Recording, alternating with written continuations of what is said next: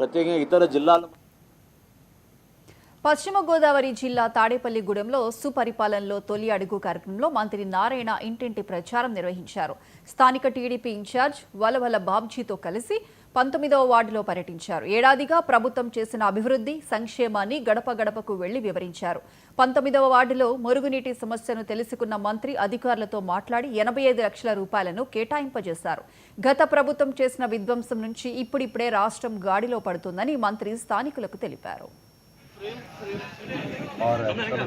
ఈ యొక్క ఒక సంవత్సరంలో ఈ యొక్క ప్రభుత్వం ఎన్డీఏ ప్రభుత్వం ఏం చేసిందనేది ప్రజలకు వివరించాలనేది తెలుగుదేశం కార్యకర్తలందరికీ, రాష్ట్రంలో ఉన్న కార్యకర్తలందరికీ ఒక దిశానిర్దేశం ఇచ్చారు.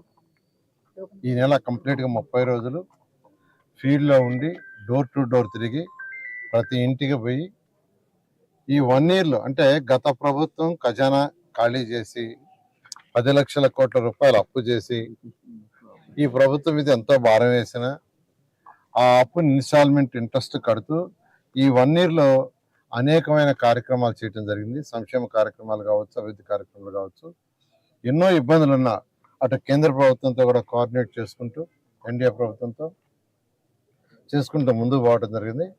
ఎన్ని ఇబ్బందులు ఉన్నా ఎలక్షన్ మేనిఫెస్టోలు ఏదైతే చెప్పారో అవి తూచా తప్పకుండా అవే కాకుండా ఇంకా ప్రజలకు ఏదైనా అవసరమైతే వాటిని కూడా తీరుస్తూ అనేక చేశారు.